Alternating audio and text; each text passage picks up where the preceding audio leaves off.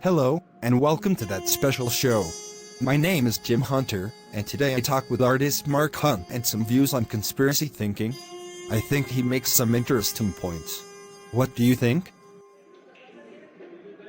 So, Mark, we were having some discussions with the group the other day, and some conspiracy theories came up.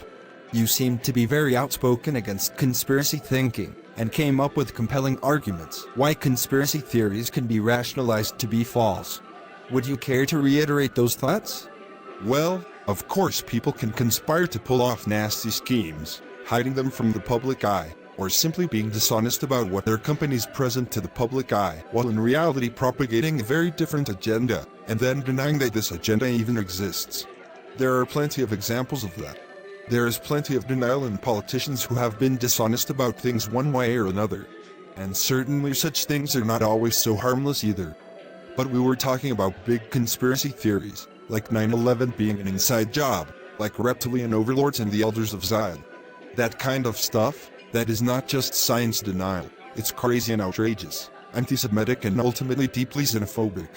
Would you care to explain why 9/11 could not have been an inside job? Should we simply always trust all the official investigation reports? Can't they be in on the conspiracy? That's where it already starts to break down. An investigation committee would be comprised of people of demonstrable neutrality.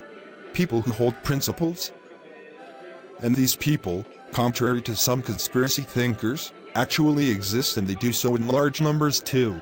And there will be independent oversight committees to see if the investigations are conducted thoroughly enough, comprised of people who have been vetted to be non-corruptible by independent regulatory bodies.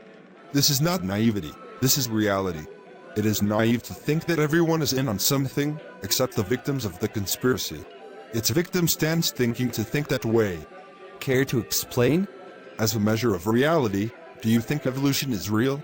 Yes, but I am merely here to be a moderator to your talking points. My personal opinions in this conversation are irrelevant. Fair enough. Okay, so take evolution as a basis to explain why conspiracy theories do not make sense. You with me? Sure. Evolution means that humans are basically animals. Our brains, technically, biologically, have all the same components as any mammal, though it's true that our relative brain size and relative neocortex content is bigger than any, still it has the same functions, the same things going on inside, except in different ratios. It's a bit simplified, but you get the point. Sure, go on. And conspiracy thinking usually requires some kind of overlord, some kind of supervillain type guy or organization micromanaging certain very complex events into the deepest of detail without anyone ever finding out. But simply put, humans are not intelligent enough for that. Take 9/11. Yes, there was a conspiracy.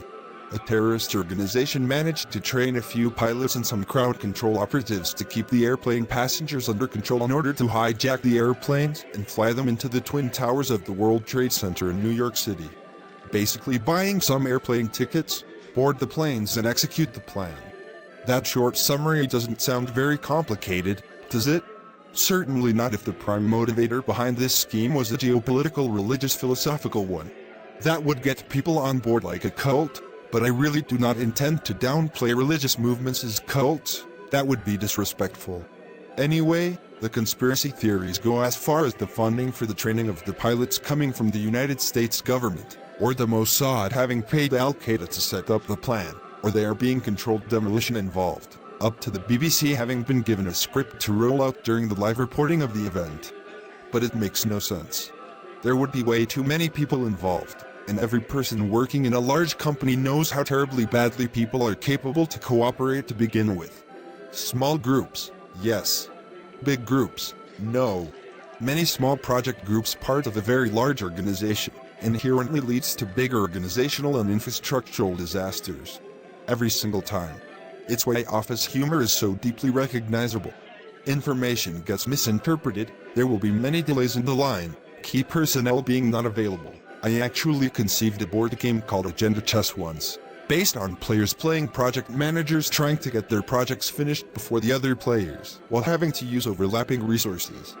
Good luck with that. Also, the bigger a plot or scheme gets, particularly when there are moral objections involved one way or another, and this does happen when human lives are on the line, the greater the chance that information leaks out and the whole cover gets blown. Anyway, humans are just like animals in terms of brain functioning. Well, before the information age, there were many political entities, empires, kingdoms, tribes. But was there one grand controlling caucus? No, there was feudalism, strife. Now look at the world of animals. Look at the Serengeti, or look at your local woodlands. There are many animals living there, all eking out a living. There is cooperation between individuals of the same species, but also rivalry, and there is even cooperation between different species, but also definitive preying of one species upon another. And between cooperation there is rivalry among the very same individuals in some areas where they cooperate in others. In certain ways the modern tribes of mankind are exactly like that too. There is no great consistency.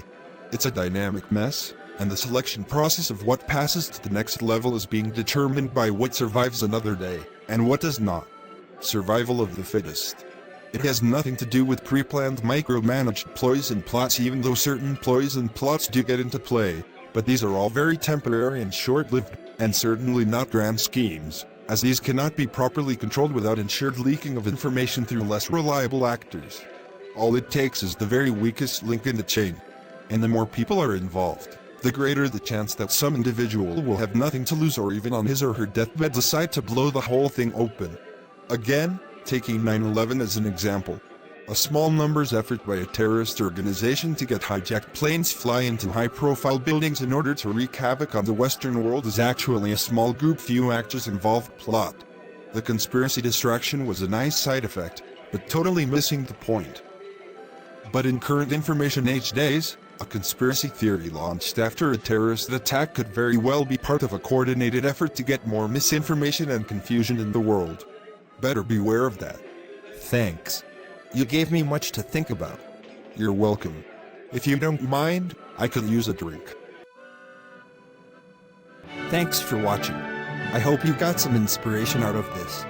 And if you enjoyed, please subscribe, and we will put out new content regularly. See you around.